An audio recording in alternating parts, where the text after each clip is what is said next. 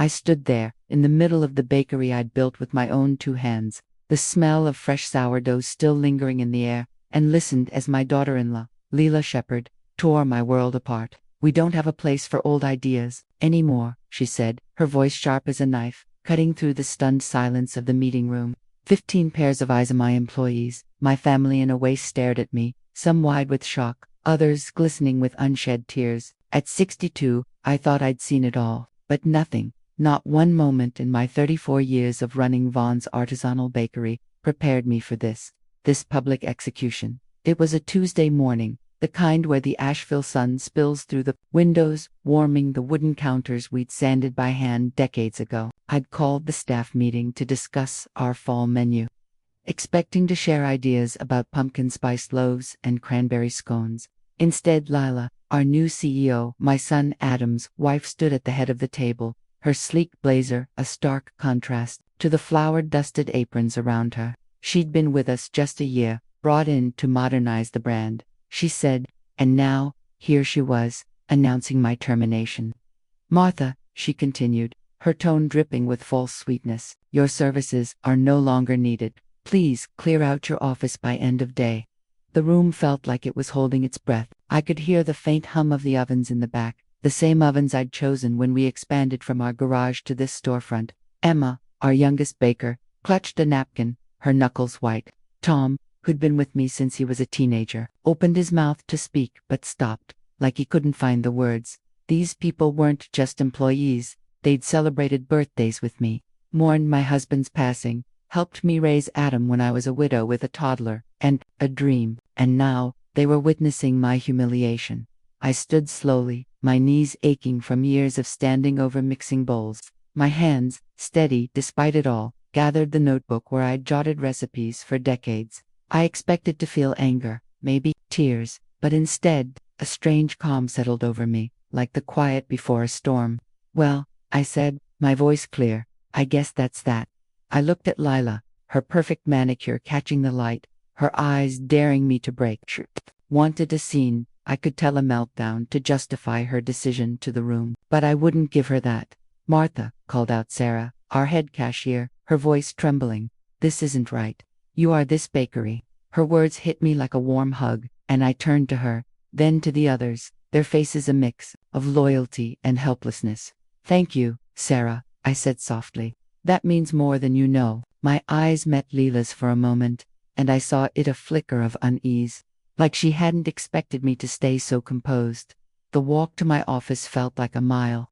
34 years, I thought, as I passed the framed photos on the wall. Our first customer, Adam's 5th birthday party in the bakery, the ribbon cutting, when we opened our second location. I'd started this place when Adam was in diapers, pouring my heart into every loaf, every scone, turning grief into something beautiful. Now, in 5 minutes, it was over. My office door creaked as I opened it, a sound I'd meant to fix forever. The space felt smaller, as if Lila's words had shrunk everything I'd built. I pulled out a cardboard box from under my desk, meant for donating old recipe books. How fitting, I thought, that it would now hold my life's work. In went the photo of Adam graduating culinary school, the handwritten recipe for my mother's cinnamon rolls, the plaque from the Asheville Chamber of Commerce for our community service. As I packed, Emma slipped in, her eyes red. "Martha, this is wrong," she whispered. "Everyone knows you're the heart of this place." I smiled, touched. "Thank you, Emma,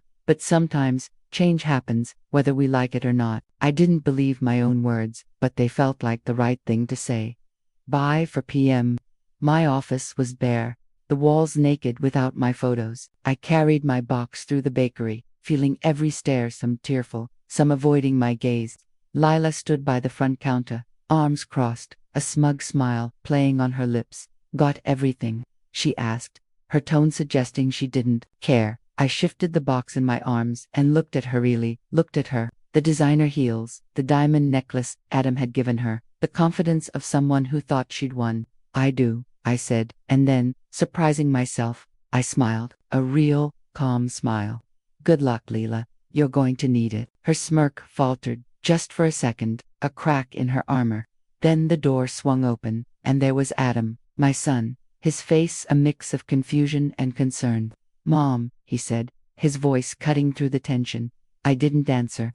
I just walked past him, the box heavy in my arms, that strange calm still wrapping around me like a shield. As I stepped into the cool Asheville air, I had the oddest feeling this wasn't the end. Not by a long shot. Hey, you, listening to my story. I'd love to know where you're tuning in from. Drop your city in the comments below, and let's see how far this tale travels.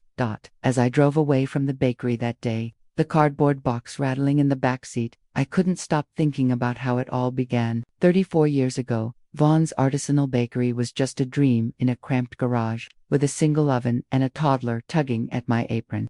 I was 28, newly widowed, with Adam clinging to my side and a heart full of grief. My husband, Tom, had loved baking. His cinnamon rolls were the talk of our little Asheville neighborhood. After he passed, I couldn't bear to let that love die. So I started baking, first for friends, then for markets, then for anyone who'd pay $1 for a loaf of bread. That's how Vaughn's began, with flour on my hands and a determination to give Adam a future. Those early years were hard. I'd wake at 4 a.m. to knead dough, Adam asleep in a crib by the counter, his tiny snores mixing with the hum of the mixer. By the time he was in school, we had a storefront small but ours. I'd carry him on my hip while balancing recipe books, teaching him to roll dough before he could spell his name. We grew together, Adam and the bakery, until Vaughn's became a name people trusted. Locals lined up for our rye bread. Tourists raved about our blueberry scones. By the time Adam was in college, we had 3 locations, a staff of 15, and a reputation for quality that felt like a love letter to Tom's memory. I thought I'd built something unbreakable, until Lila walked into our lives. It was 3 years ago, a warm spring evening, when Adam called me. "Mom, I'm bringing someone special to dinner," he said, his voice bright with a nervous excitement I hadn't heard since he was a teenager with his first crush. "Can you make your famous pot roast?" I was thrilled. At 32, Adam had dated here and there, but no one he'd wanted me to meet. I spent the whole weekend fussing polishing the good silver, setting the table with my mother's lace cloth, practicing small talk in my head. When Sunday came, I heard Adam's key in the door just as I pulled the roast from the oven. "Mom, we're here," he called, and I hurried to the living room, wiping my hands on my apron. There stood Adam, his arm around a woman who looked like she'd stepped out of a magazine. Lila Shepard was tall, with auburn hair that fell in perfect waves, wearing a dress that screamed money without being flashy. "Mom, this is Lila," Adam said, his eyes glued to her. "Lila, this is my mom, Martha." She stepped forward, her smile wide but polished, like she'd practiced it. "Martha, I've heard so much about you," she said, her handshake firm. "Adam never stops talking about your bakery." Her words were warm, but her eyes, they didn't match. There was something calculating there, something I couldn't name. "Please, call me Martha," I said, brushing off my unease. I told myself I was being silly, looking for problems where there weren't any. "And I haven't heard nearly enough about you," I teased Adam, hoping to lighten the moment. He laughed, but it sounded forced. "I wanted it to be a surprise. Mom, Lila's a branding expert. We met at a food expo in Charlotte last month. Over dinner, Lila was the perfect guest. She complimented the roast, asked about the family photos on my mantle, listened as I shared stories of Adam's sneaking cookies as a kid. She even helped with the dishes, careful not to chip her manicured nails. "Your home is so charming," she said, scrubbing a plate beside me. It must have been wonderful raising Adam here, but there was a hint of something in her tone, condescension. Maybe when she said charming, it made my shoulders tense. When she thought I wasn't looking, I caught her glancing at my modest furniture, her lips curling just slightly, like she was touring a quaint little museum. After they left, I called my sister, Susan. "There's something off about her," I admitted, staring at the faint lipstick mark Lila had left on my favorite glass. "Martha, you're always suspicious of Adam's girlfriends," Susan said, laughing. "Remember Lisa? You thought she was trouble, and she was the sweetest thing." Susan was right. I'd always been protective of Adam, maybe too much. He was my only child, and after Tom died, we'd become a team, just the two of us against the world. But over the next few months, I watched Lila weave herself into Adam's life, like ivy on a wall. She had a master's in marketing, she told us, and was between projects after leaving her last firm over creative differences. Adam was enchanted. He started wearing tailored jackets instead of his usual flannel shirts. His apartment transformed from cozy chaos to something out of a design catalog. Lila's got such great taste. He'd gush over our weekly coffee at the bakery. You should see what she's done with my place, Mom. It's like a whole new life. That phrase stuck with me, a whole new life, as if the life he'd had, the one with Sunday baking sessions and late night talks with me, wasn't good enough anymore. Adam started missing our coffee dates, always with an apologist, some fancy dinner Lila had planned, a weekend trip to the coast. When we did meet, Lila was usually there, steering the conversation to her ideas for the bakery, online ordering, sleek packaging, a rebrand to attract younger customers. "Oh, Adam, you're being modest," she'd say when he mentioned our community fundraisers, her laugh light but pointed. "You don't need to downplay your vision." The implications stung that he was holding back because of me, his old-fashioned mom. The wedding came 18 months after that first dinner. A lavish affair at a vineyard outside Asheville. Nothing too fancy, Adam insisted, though the venue cost more than my yearly salary. I tried to be supportive, focusing on his happiness, but Lila made it hard. She'd ask my opinion on flowers or cakes, then dismiss it with a smile. "Martha, that's sweet, but we're going for a more upscale vibe," she'd say, her words like sugar-coated thorns. The night before the wedding, alone in my hotel room, I called Susan again. "I feel like I'm losing him," I admitted, my voice breaking after months of holding it together. "Martha, this is normal," Susan said gently.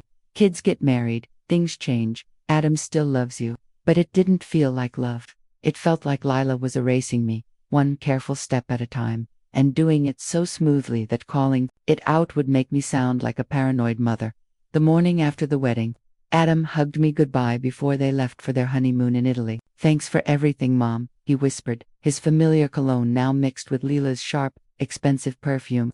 "I'm so happy." I held him tight, wanting to believe him. "That's all I want, sweetheart," I said. But as I watched them drive away, Lila's hand resting on Adam's arm like she owned him, I couldn't shake the feeling that I'd just lost something bigger than a wedding. It felt like a goodbye. Sitting in my car now, that box of memories in the back, I realized I should have trusted my gut 3 years ago. Lila didn't just want Adam's love, she wanted his life, our life, the bakery we'd built together. Firing me was just her latest move in a game I hadn't even known we were playing. What I couldn't understand was why Adam let it happen. The boy I'd raised would have fought for me.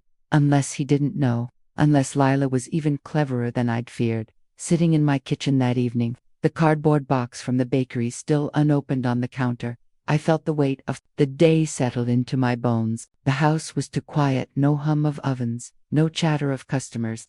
Just the tick of the old clock Tom and I bought when we first married. I was trying to make sense of it all, replaying Lila's cold words in that meeting. When my phone buzzed, it was a text from Emma, our youngest baker, her words shaky even in print. "Martha, Lila told everyone you've been stealing from the bakery. Said that's why you were fired. Nobody believes her, but she's making us sign NDAs. I'm so sorry." Stealing, the word hit like a slap. I'd given everything to Vaughn's, every early morning, every late night, every recipe I'd perfected over decades. To think Lila could accuse me of betraying the place I'd built, it was unthinkable. My hands trembled as I grabbed my laptop, half expecting my access to the bakery's financial system to be gone. But there it was, still active, as if Lila's rush to humiliate me had made her sloppy. I logged in, my heart pounding, and started digging through the accounts. What I found made my stomach drop. Over the past 8 months, there were transfers, dozens of them, small at first, then larger, totaling $170,000 to an account I didn't recognize. Each one was marked with a Vaughn as the authorizer. Adam's signature.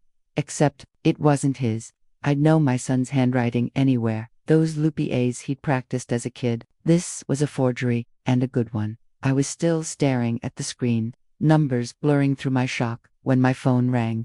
Adam's name flashed on the caller ID, and for a moment, hope flickered in my chest. Maybe he'd heard. Maybe he was calling to fix this nightmare. "Hello, sweetheart," I said, trying to keep my voice steady.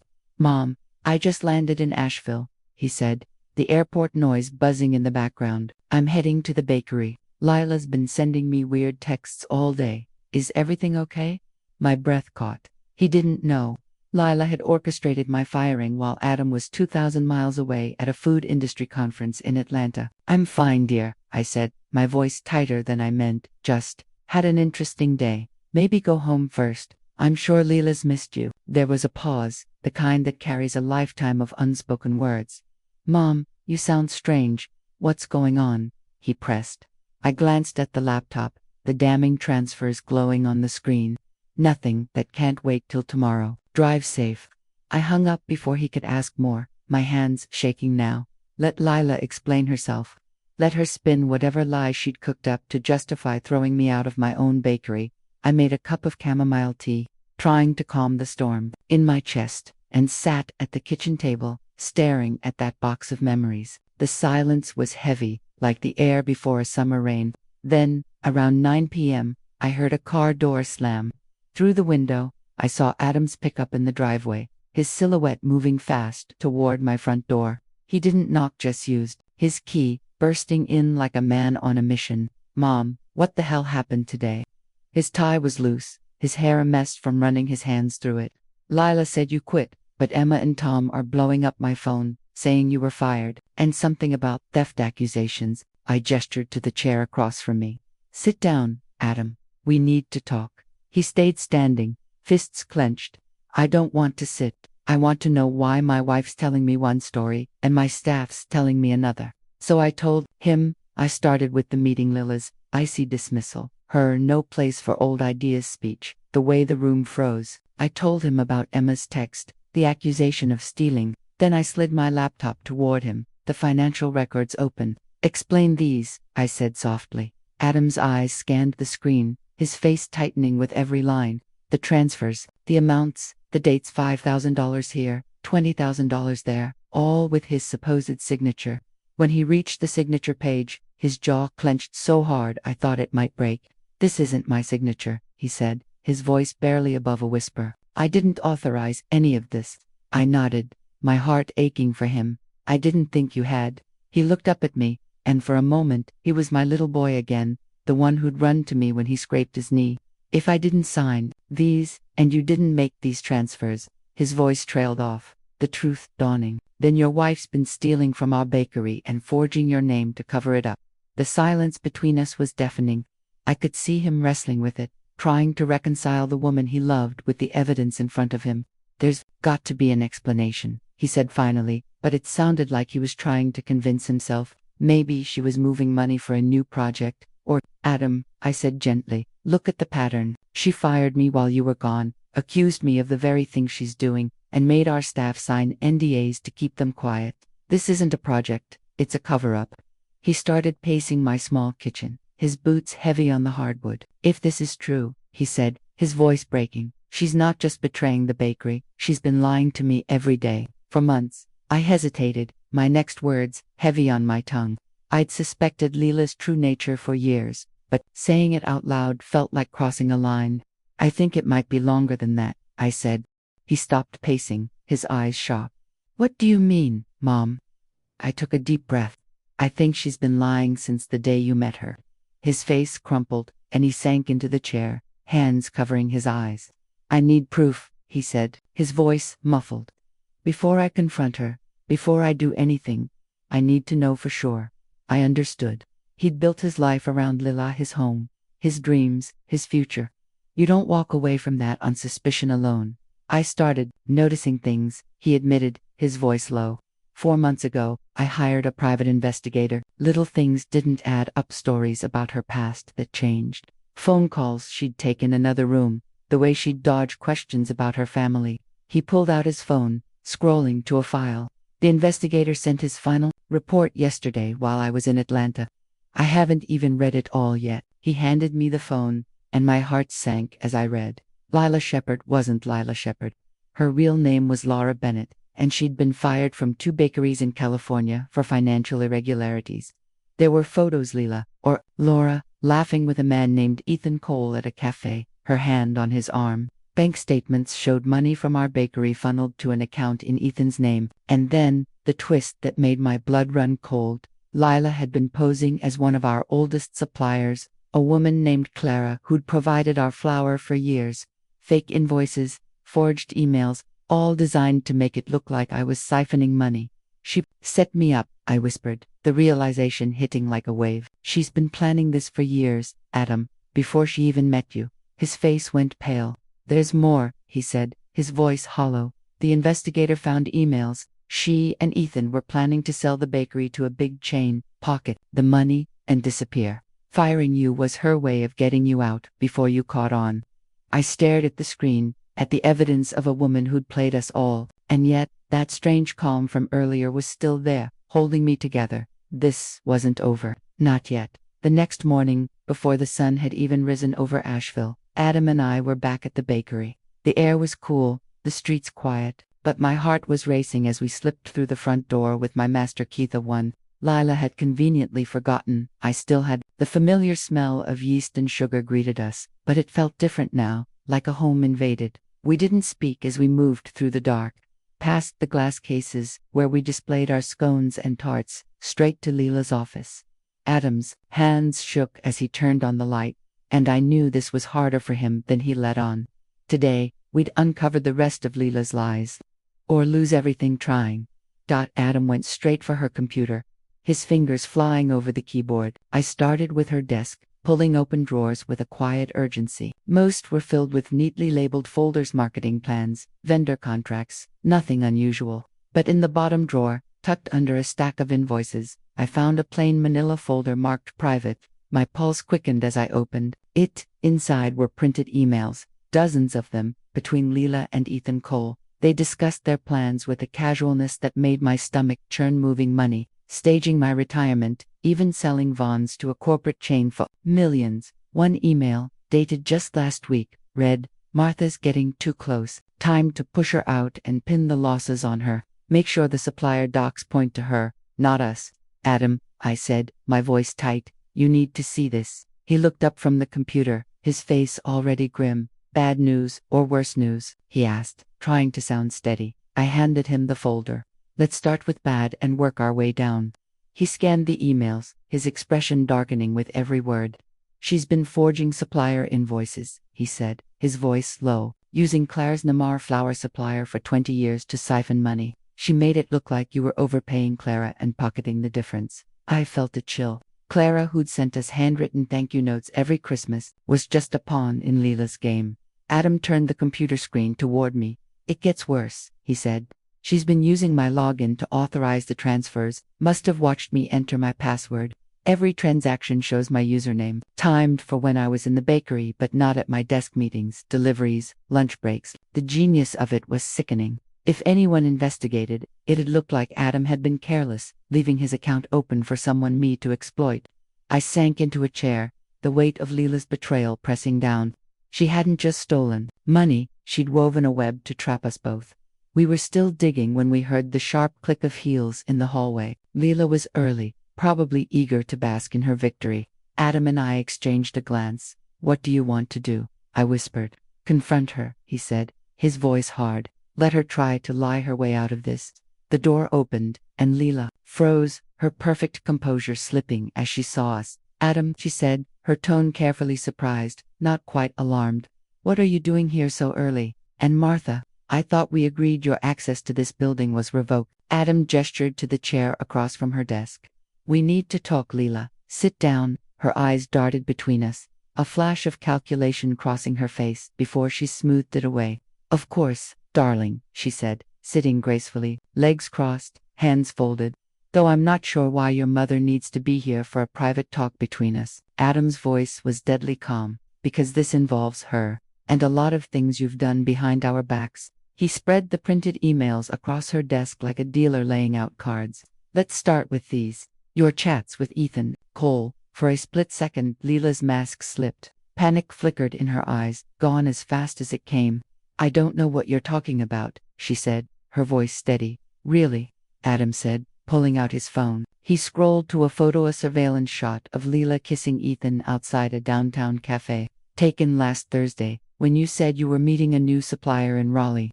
Lila stared at the photo, her jaw tightening almost imperceptibly. I could see her mind racing, weighing whether to keep lying or switch tactics. "Fine," she said at last, her tone losing its sweetness. "I've been seeing someone. That doesn't make me a thief, but stealing $170,000 from our bakery does, Adam said, turning the computer screen toward her. Care to explain these transfers? The ones with my forged signature? Lila went still, like a deer caught in headlights. This was the evidence that could ruin her, and she knew it. Those aren't forged, she said carefully.